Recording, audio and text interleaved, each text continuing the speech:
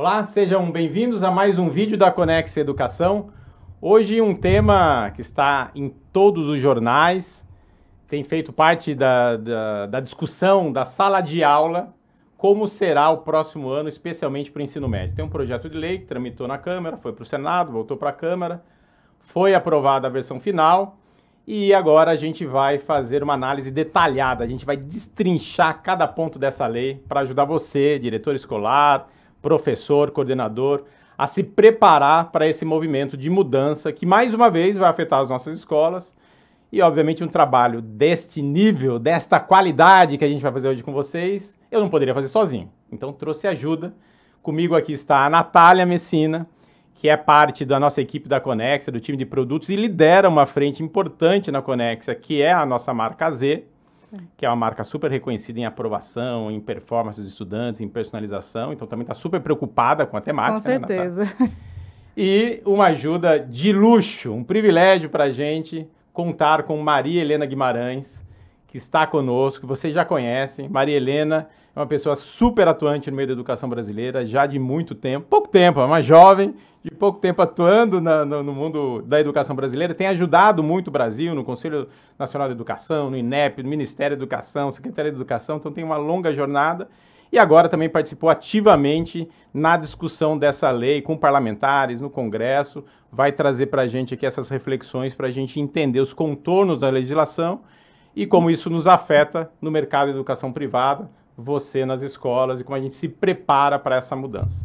Muito bem, então sejam bem-vindos, aproveitem, talvez a gente entregue aqui mais detalhes do que você está acostumado a ver no noticiário, porque esta é a proposta desta gravação, deste vídeo, ajudar você a entender os detalhes, os pormenores e cada vírgula da nova lei, do projeto de lei, que foi feito lá pelo deputado, relator Mendonça Filho.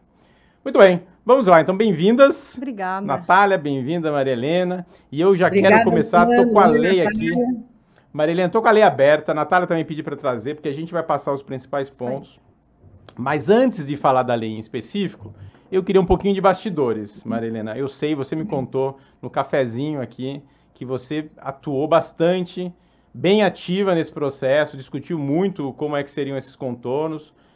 Me conta, dá um pouquinho aí nesses minutinhos iniciais, né? Como é que foi essa trajetória e se você entende, né, antes da gente entrar nos detalhes, que a gente chegou na melhor composição do que foi possível para a educação brasileira, porque as discussões foram intensas, né? Foi muito para a esquerda, muito para a direita. Você entendeu que esse projeto de lei, essa redação final, é a melhor redação que a gente podia ter para esse momento? Olha, eu acredito que sim, viu, Sandro? Olá, oi, Natália, oi, Sandro. Olá a todos que estão seguindo essa live. Eu acho que foi a melhor solução. Primeiro porque o deputado Mendonça, ele já tinha negociado essa proposta final em março com o Ministério da Educação, com as secretarias estaduais de educação e também com as escolas particulares. Então, já havia um acordo prévio. Quando o projeto foi para o Senado, ficou complicado, porque o Senado mudou muita coisa que não era aceita pelo MEC, que não era aceita pelas escolas públicas e particulares. E agora, eu acho que a decisão final ela é boa, primeiro porque retoma a questão do ensino de inglês obrigatório. O Senado tinha colocado o espanhol como obrigatório, né? Então, retomar o inglês como obrigatório, para mim, é um princípio elementar, né? Não dá para o inglês ser, assim, uma língua complementar, né? O espanhol, todos os países de língua espanhola têm a língua inglesa como obrigatória. Segundo lugar, o Mendonça, ele conseguiu negociar algo que é importante, que é você ter uma formação geral básica de 2.400 horas para o aluno que vai optar por um itinerário de aprofundamento acadêmico e, ao mesmo tempo, garantir uma formação geral menor para o aluno que optar pelo técnico profissional. Quer dizer, esse ponto também atende às escolas, né? Principalmente as escolas públicas, uma vez que há uma demanda muito grande por itinerário profissionalizante, técnico profissional. Outro ponto que eu acho importante é a questão do ensino noturno, né? Havia lá uma demanda para ter ensino noturno em todos os municípios, e não dá para ter ensino noturno médio em todos os municípios, né? Então, ele Marilena, conseguiu... deixa eu aproveitar que antes você mude o assunto sobre o noturno. Aqui estava uma primeira discussão, né, de termos carga horária diferente, são 2.400 horas, então, que é a redação final, para a educação regular, e tem o ensino técnico com 2.100. Vai ficar mais difícil para uma escola, né, porque antigamente, na versão anterior, o aluno poderia fazer e depois decidir se ele ia para o itinerário ou ia para a educação técnica. Agora a gente ficou com cargas diferentes para uma mesma escola exercer esse papel, vai ficar difícil, né? Talvez tenha que ter uma escola só para educação técnica e outra só para educação regular, né? Essa é a ideia. Quer dizer, o ensino técnico ele deve ser feito em parceria com o Sistema S, com uma escola federal de ensino técnico, uma escola particular de ensino técnico. É uma parceria, né?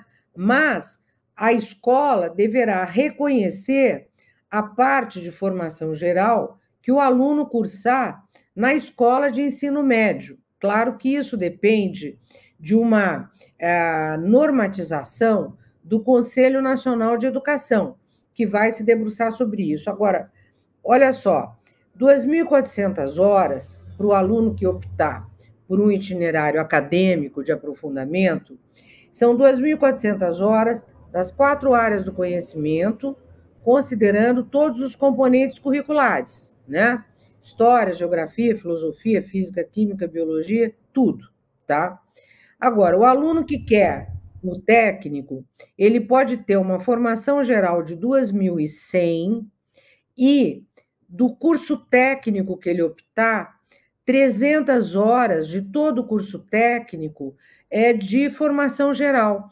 Então, a parte de formação geral do curso técnico, ela é reconhecida para que o aluno tenha os 2 diplomas, o diploma do médio e o do técnico. Esse foi um avanço porque a demanda para aumentar a carga horária da formação geral era muito forte, né? Acho que esse era o principal ponto, né? Esse era o principal ponto. E o MEC acabou negociando com o sindicato, com as escolas públicas, né? E com os professores, né? Então, assim, houve, digamos assim, apaziguou, tá? Os que eram contra ter uma carga horária menor de formação geral, eu, em particular, eu defendia, e o próprio deputado Mendonça, que fosse 2.100 para todo mundo. Essa era a nossa proposta, tá? Independente do itinerário, 2.100 para todos. Mas não foi possível negociar 2.100 para todos, então essa, digamos assim, essa inovação que foi feita, ela é importante, porque ela não impede o aluno de fazer o técnico profissional, reconhece a parte de formação geral do curso técnico e, ao mesmo tempo, mantém as 2.400 horas para deixar todo mundo mais ou menos contemplado, né? Então, foi uma negociação política. Perfeito.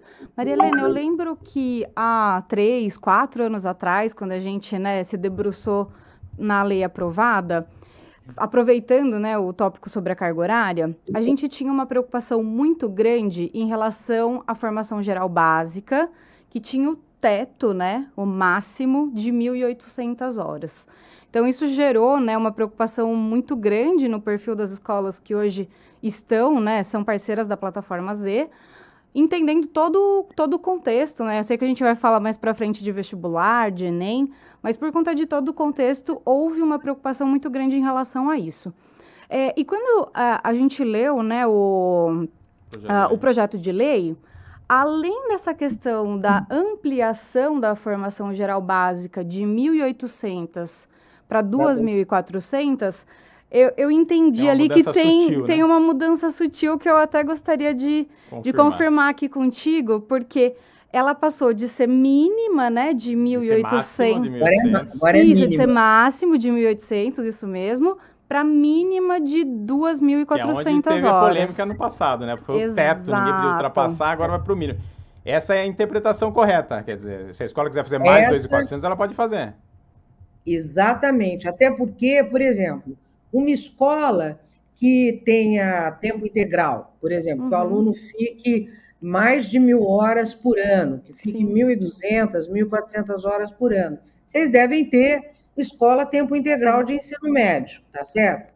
Então, essa escola, ela pode aumentar a carga horária de formação geral e também aumentar a carga horária dos itinerários. Porque tudo agora é o mínimo, não é o máximo. Ambos, né? Tá Inclusive para o itinerário, são 600 no mínimo. No mínimo. No mínimo, exatamente. Então, você pode ampliar os dois, a formação geral e o itinerário, entendeu, Natália? Perfeito, perfeito. Eu acho que isso dá uma flexibilidade maior, que é um dos princípios da reforma do ensino médio. Lembra quais eram os pilares? Flexibilidade, articulação com o ensino técnico, educação integral, né? Do aluno. Esses eram os pilares da reforma do ensino médio. Bom, excelente ponto. Acho que esse é o ponto que passou sutil. Um a gente quase não viu em notícias nenhumas por aí.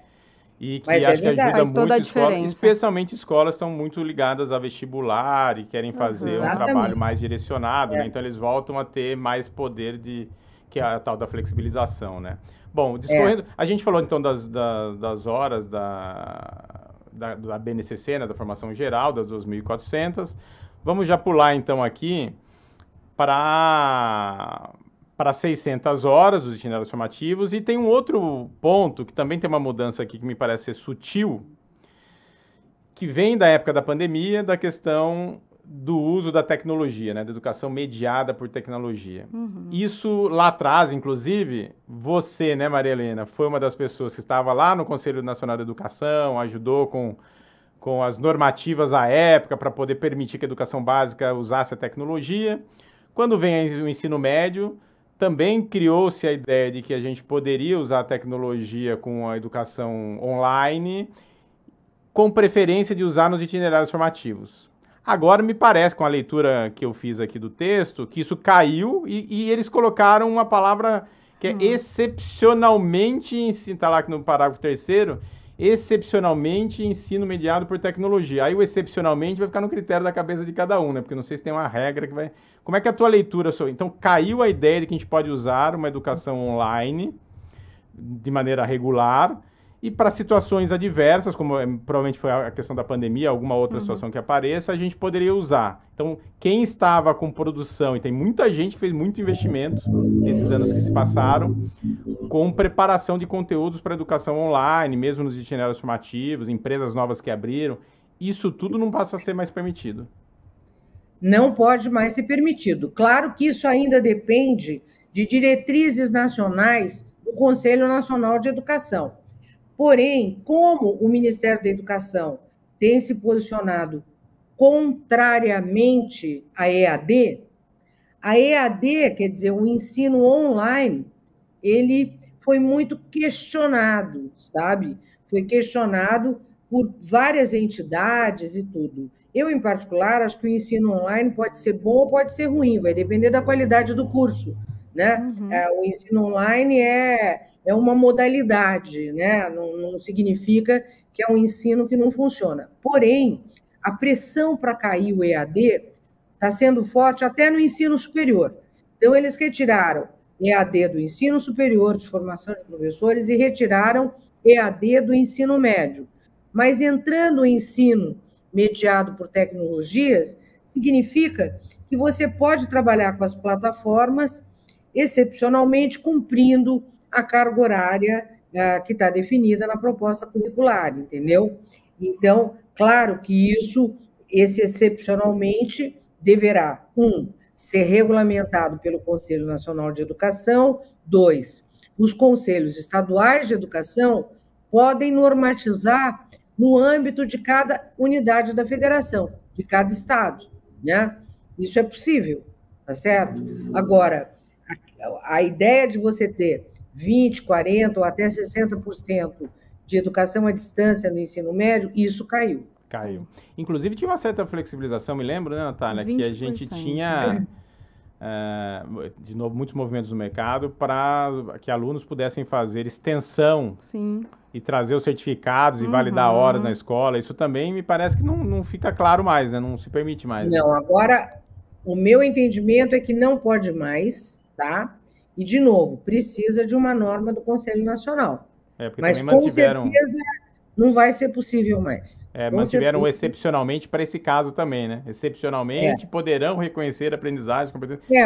Excepcionalmente, a educação mediada por tecnologias para pessoas que moram em lugares muito distantes, para situações emergenciais, para alunos que trabalham, estudam à noite, têm uma carga horária menor. Quer dizer, o excepcionalmente, ele vai ser normatizado para situações, contextos muito específicos, entendeu? Sim. E, Maria Helena, você disse dessa questão da regulamentação estadual, né? Eu lembro que, né, no início da mudança, lá em 2021, a gente percebeu isso em outros aspectos, né? A gente, em especial para os itinerários formativos, alguns estados, eles tinham uma definição mais específica de como utilizá-los, né? Eu li aqui na lei que tem um próximo passo, né? Até mesmo... acredito que após a aprovação presidencial, que é a definição do CNE sobre qual é a estruturação, a proposta curricular dos itinerários dentro das áreas de conhecimento. Além disso, né, dessa estruturação pelo CNE, há essa possibilidade também da reestruturação ou de uma delimitação estadual em relação a isso, ou não? A minha pergunta, ela está muito conectada depois, até mesmo a provas como o Enem, porque eu vi que em 2027 há uma diretriz, né, de ter itinerários formativos no Enem também, e de como esse impacto estadual pode afetar ou não uma prova que é nacional. Essa área continua cinza, por enquanto, né, Maria Helena? Continua completamente indefinida a questão do Enem. Vamos deixar o Enem para falar daqui a pouco. Deixa eu falar sobre os itinerários. Olha só. O primeiro ponto é o seguinte: os itinerários, cada escola ou cada sistema de ensino tem que oferecer pelo menos 2 itinerários. No entanto, todas as escolas devem oferecer aprofundamento acadêmico nas 4 áreas do conhecimento. Essa é a novidade, o que significa o seguinte, que o itinerário ele vai ficar menos aberto do que estava. Tá? Quer dizer, os 2 itinerários, vamos lá, que o AZ vai oferecer, vamos supor, o AZ pode oferecer um itinerário de STEM, ciências, tecnologia, engenharia e matemática, que é o mais comum no mundo inteiro, né? E um outro itinerário mais ligado a humanidades, ou um terceiro itinerário mais ligado à área da saúde. Provavelmente, as escolas oferecerão 2 ou 3 itinerários, tá? Sendo que cada itinerário deve aprofundar a área de conhecimento específica, todas as áreas. Então, assim, se você tiver um itinerário de STEM, você vai ter que continuar o aprofundamento em física, química, biologia, matemática e tecnologia. Se você tiver um itinerário na área da saúde, você vai ter que aprofundar biologia, física, química, humanas ligadas à área da saúde e matemática, que também é necessário, entendeu? Mesclar áreas do conhecimento num mesmo itinerário continua não sendo um problema, né? Para a nova legislação. Não é um problema, porém, esse itinerário ele deve continuar sendo desenvolvido a partir de uma abordagem interdisciplinar, mas ele não pode sair dos conteúdos das áreas. Isso está definido. Tá? E agora, o MEC o Conselho Nacional, vai definir as diretrizes com os conteúdos dos itinerários. Por exemplo, o itinerário técnico está bem claro, ele vai ser definido de acordo com o Catálogo Nacional de Cursos e com os eixos tecnológicos do catálogo do MEC. Tá? No caso dos itinerários de aprofundamento acadêmico, né, que a maioria dos alunos que vão prosseguir no ensino superior vão para o itinerário de aprofundamento acadêmico, aí cabe ao Conselho Nacional definir o desenho, quer dizer, as escolas vão ter menos liberdade para organizar itinerário. Tá? De alguma maneira, né, Maria Helena? Bom, acho assim, aqui não me parece ter uma grande novidade, né? Porque isso já é um pouco do que se dizia antes. Quando a gente fala de aprofundamento, cada um entende o que é aprofundamento. A gente viu isto desde o início da lei lá atrás.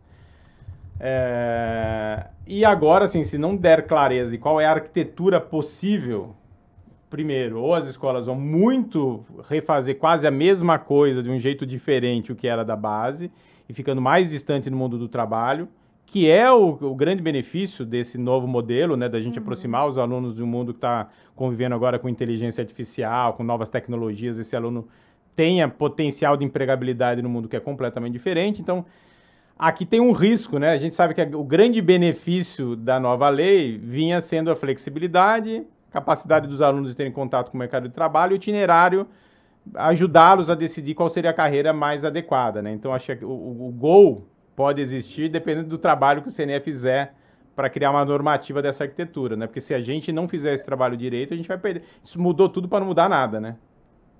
Concordo plenamente, Sandro. Esse ponto, para mim, é, na verdade, a maior, digamos assim, perda em relação à proposta original. Porque a proposta original, ela partia do princípio seguinte, que até os 15 anos de idade, no máximo 16, todos os estudantes teriam direito à formação geral básica. A partir daí, haveria um processo de escolha de itinerário, seja de aprofundamento, seja de técnico, profissional, como é na maioria dos países, como é no Canadá, como é em muitos países da Europa e tudo mais. Agora não.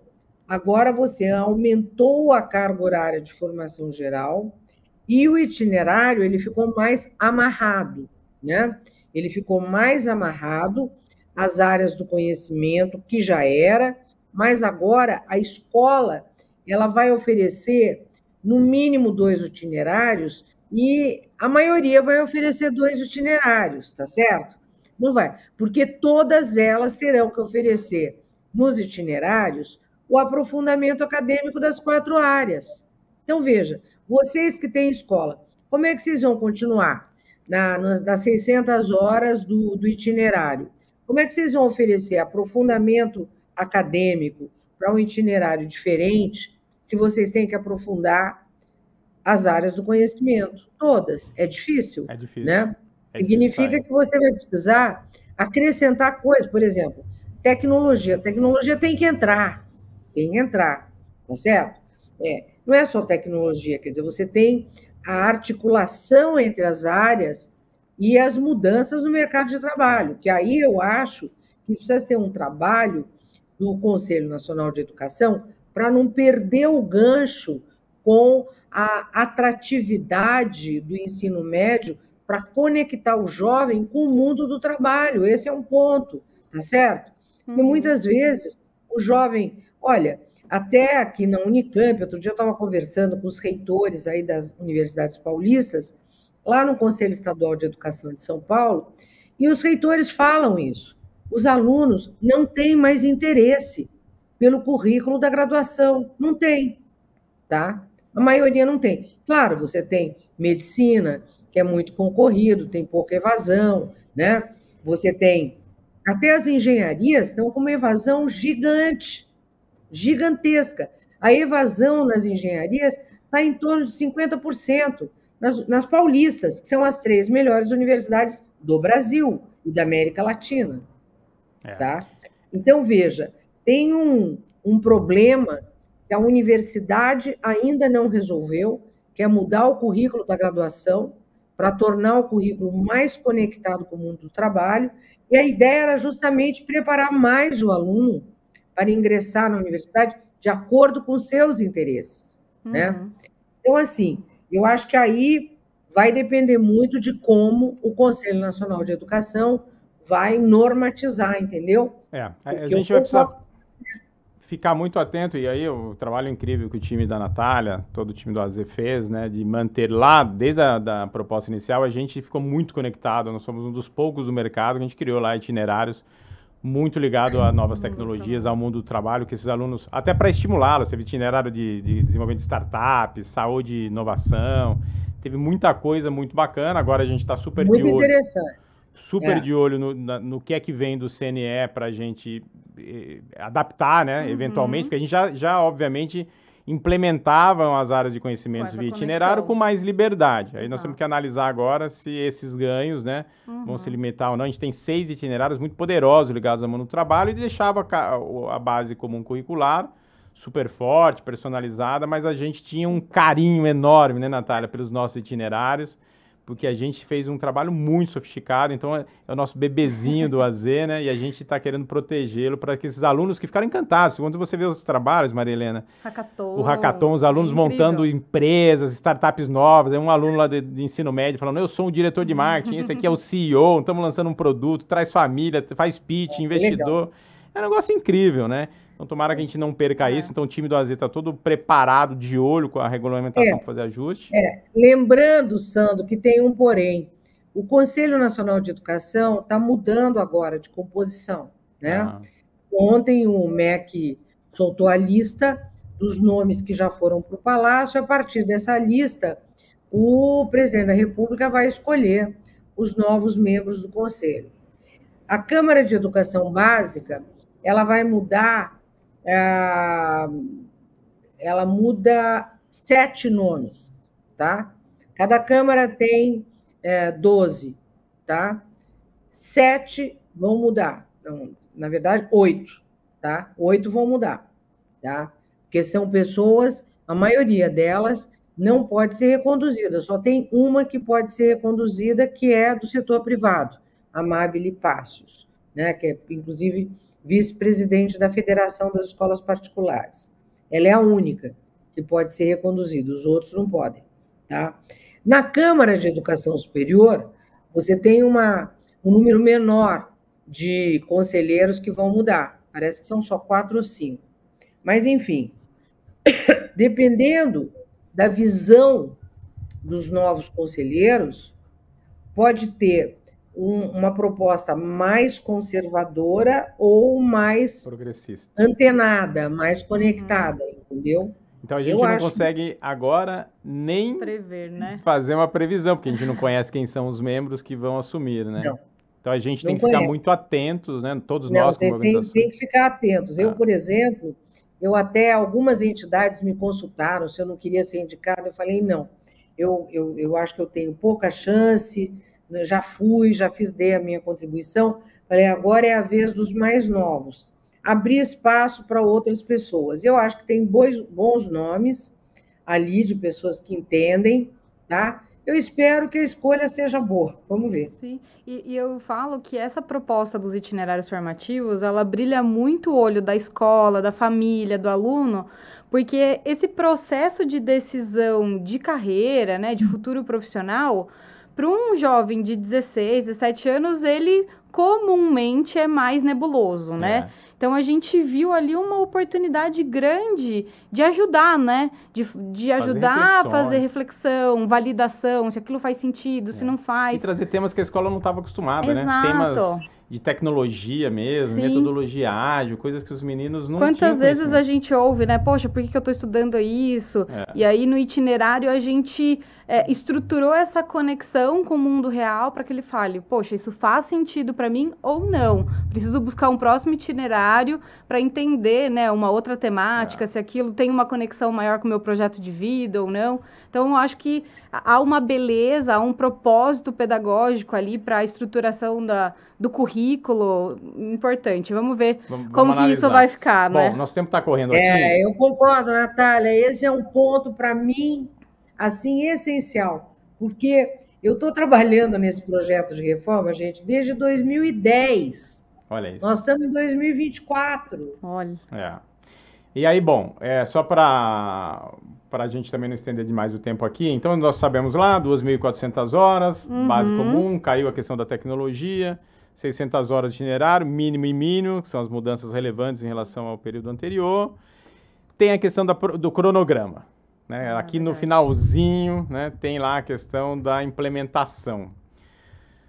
como é isso que está dando uma certa gritaria, né, de vários setores, especialmente o setor público, porque precisa todo mundo se organizar, tanto do ponto de vista da infraestrutura, né, tem uma remodelagem de um itinerário que a gente não sabe nem qual é a arquitetura, né, porque o CNE ainda teria até 20 de dezembro, está escrito no projeto de lei, 20 de dezembro, e aí nós teremos, então, 10 dias para se organizar sobre o itinerário para começar a aula em janeiro. Quer dizer, quem fez nunca foi para uma escola, né? Não dá. Então, como é que você vê isso? Como é que tá os bastidores disso? Não ter ideia de como funciona uma escola. Eu já falei isso, inclusive para jornal, já dei entrevista em rádio e tudo. Me parece impossível implementar essa nova proposta a partir do ano que vem. Eu acho que ela deveria começar em 2026, tá? Mas a lei diz que vai ter que começar o ano que vem. O problema é como é que as escolas e as redes estaduais, elas têm 85% de todos os alunos do ensino médio brasileiro. É muita gente.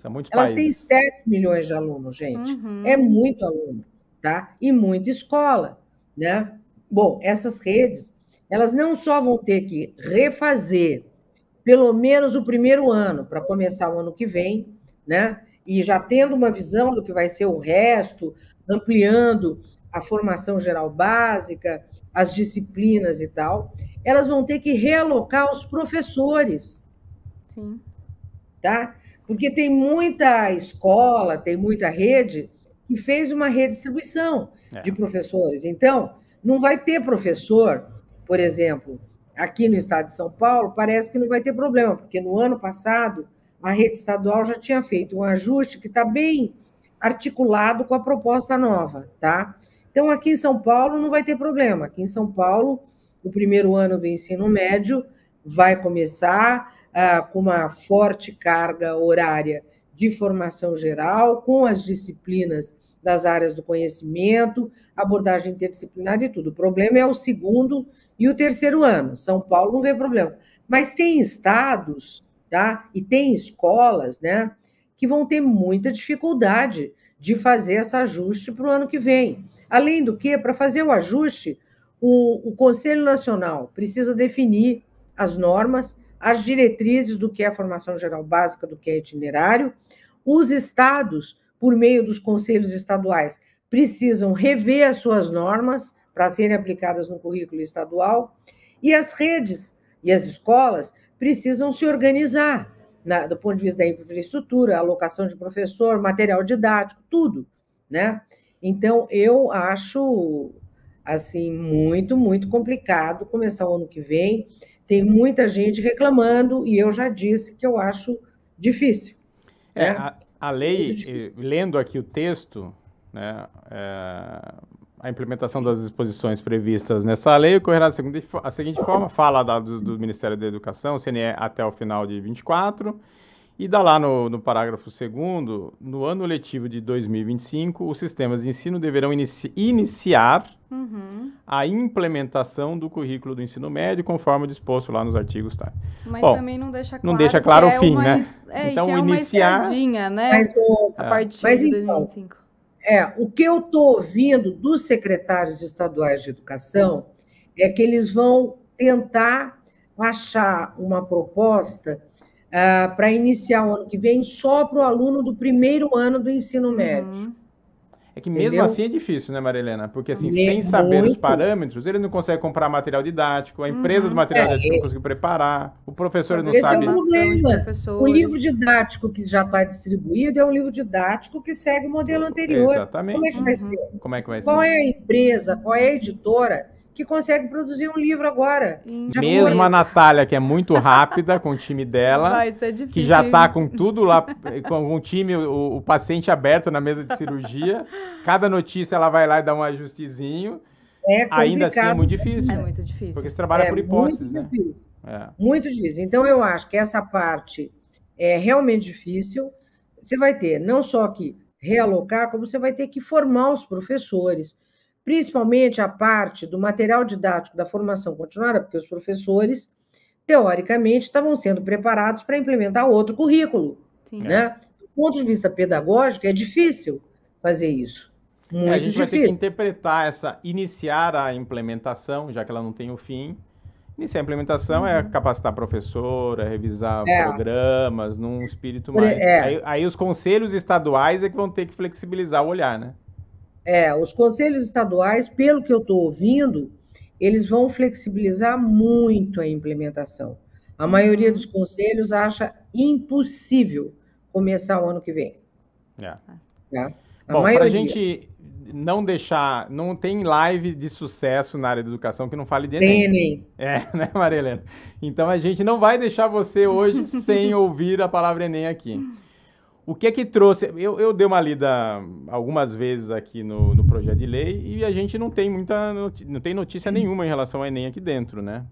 O que é a tua avaliação, Maria Helena, do que pode acontecer em relação ao Enem aí? Olha. Porque, claro, tem muita coisa nebulosa, o Enem precisa de tudo resolvido para poder acontecer de um jeito diferente, né? Qual que é o seu olhar? Olha, sinceramente, para que o Enem mude em 2027 e passe a avaliar as 2.400 horas de formação geral e os itinerários de aprofundamento, viu que a lei não diz que vai avaliar os itinerários técnicos.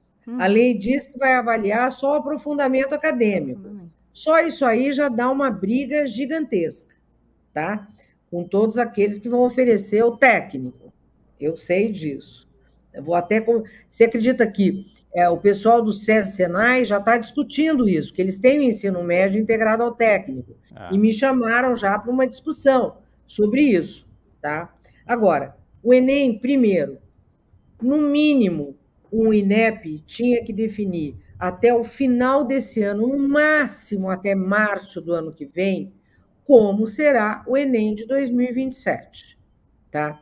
Sem definir o Enem, não tem como implementar bem essa nova proposta do ensino médio. É o mesmo problema, Sandra e Natália. Vocês estavam enfrentando. Vocês começaram a seguir a reforma e o INEP não fez o que tinha que fazer. É exatamente isso. E é uma bússola importante, né?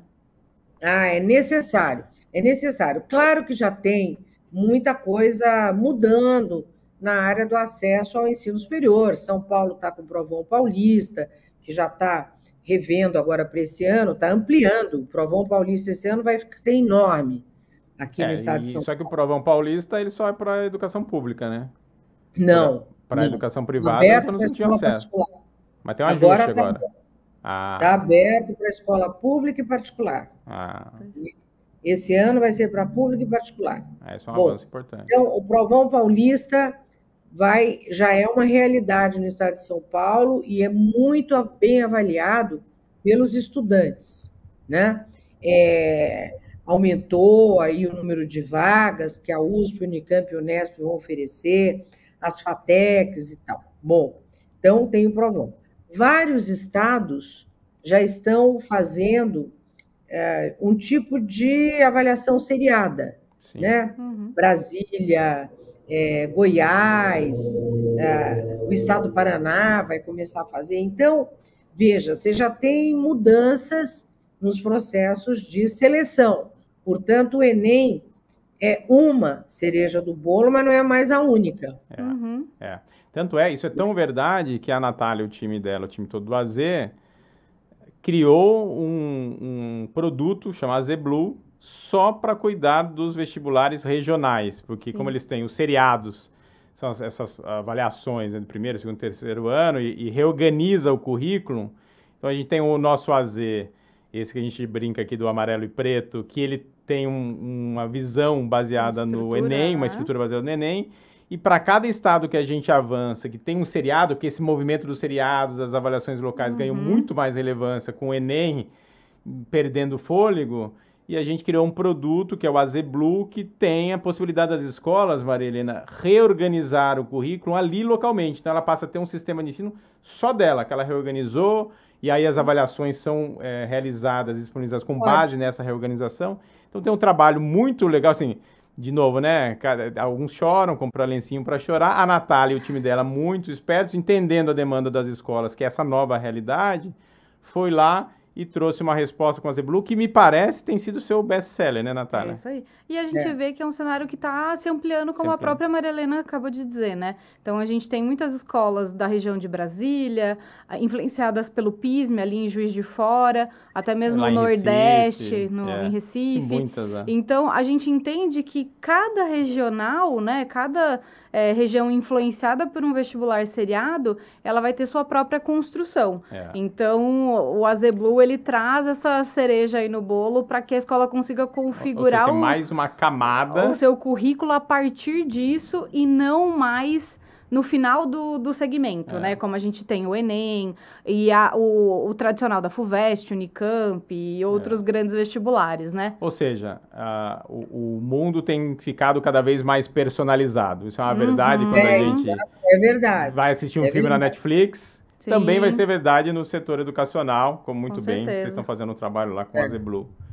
Maria Helena, e aí assim, acho que, de novo, né, dificilmente o INEP vai ganhar velocidade, ainda faltando esses detalhamentos todos pelo CNE, talvez tenha que ter um trabalho articulado conjunto, né, e a gente tem membros novos para entrarem no CNE, então tem uma certa fumaça ainda nos próximos meses aí para a gente acompanhar de perto. Claro que eu vou deixar você já de sobreaviso, quando o seu celular tocar aí, com novidade, você nos aciona do lado de cá, que a gente vem imediatamente para trazer informação fresquinha para as nossas escolas parceiras da Conexia, do AZ. E você que ainda não é parceiro, está com outras empresas de solução educacional, vem para cá, para a Conexia, vai ter sempre o melhor material, a melhor solução. E sempre com a Maria Helena junto, né, Maria Helena, nos ajudando aqui a desmistificar todos os problemas, as questões, para a gente entender esse Brasil que não é simples, entender o que é jabuticaba, o que é realidade, o que evolui e o que não evolui. Então, eu já vou agradecer demais a sua presença, Maria Helena. Eu sei que você ainda vai ter um evento na semana que vem com a Natália, presencial, então a gente continua debatendo esse tema. Agradecer também você, Natália. Vou deixar vocês darem as suas contribuições finais. Vou começar com você, Maria Helena, e, de novo, sempre uma grande honra estar com você aqui, aprendendo muito contigo, Maria Helena. Bem, gente, bom, primeiro, muito obrigada pela oportunidade, eu acho que é ótimo, eu adoro esse diálogo aí com a turma do AZ, com o Sandro, com a Natália, com todos vocês, é muito bom, né? Eu acho que agora nós vamos precisar realmente ficar de olho, né? Porque a implementação, ela depende essencialmente das normas e regulamentações que devem ser feitas agora pelo Conselho Nacional e depois pelos conselhos estaduais. Então, nós vamos ter que ficar de olho, porque pode sair uma bobagem, né? Nunca podemos ignorar que sempre é possível aparecer alguma coisa que não é muito boa, né, para o futuro. Eu tenho esperança que o Conselho Nacional de Educação consiga fazer essas normas rapidamente, né? E espero que a nova composição do Conselho priorize principalmente o protagonismo do aluno, né? A atratividade do ensino médio, para que esse aluno realmente entenda a conexão entre o que ele está aprendendo e o mundo do trabalho, para que serve o que o aluno está aprendendo. Eu acho que se o aluno não for protagonista, se o aluno não se interessar pelos conteúdos, não entender para que serve o que ele está aprendendo, eles acabam desistindo, fazem uma faculdade que não é exatamente o que eles querem, eles perdem o interesse pelo conhecimento, né? Pelo conhecimento que é tão importante num mundo como esse que a gente vive, que muda a cada instante, né? Então, eu espero que essas regulamentações sejam boas, mas nós vamos ter que ficar de olho para evitar qualquer pepino. É isso aí. E muito ainda obrigada. Tem esse último ponto, né, Maria Helena, que é a sanção presidencial, né? Estou contando aqui que ela vai ser sancionada, tudo segue em frente, foi bem articulado, o Poder Executivo, o Congresso, me parece que isso segue sem problema. A informação de bastidor que eu tenho é que vai ser sancionado na íntegra. Na íntegra, né? Legal. Então, obrigado, Maria Helena. Valeu. Maria Helena, Sandro, obrigada pela oportunidade. Eu falo que esses momentos eles são importantes justamente para a gente ter esse olhar, né, a cada momento, justamente para construir uma solução totalmente alinhada à legislação, mas que tem essa preocupação que a Maria Helena acabou de trazer sobre a relevância disso para a formação do aluno. Então, de torná-lo cada vez mais protagonista, ter um ensino médio que se conecte com as suas necessidades, com seus anseios. Então, a gente tem que estar de olho, com o dedo no pulso, para entender quais são os próximos movimentos que a gente tem que fazer para a plataforma Z, né? Legal. Isso aí. Muito bem, meninas. Foi uma honra estar com vocês aí nesse período. Foi muito bom ter a sua audiência. Espero que você tenha gostado, a gente possa ter contribuído de alguma forma. Espalhe esse vídeo para todos os seus amigos, seus professores. E fica de olho nos nossos canais, nas nossas redes sociais, porque qualquer novidade a gente volta para cá para trazer informação fresquinha para você. Até mais. Tchau, tchau.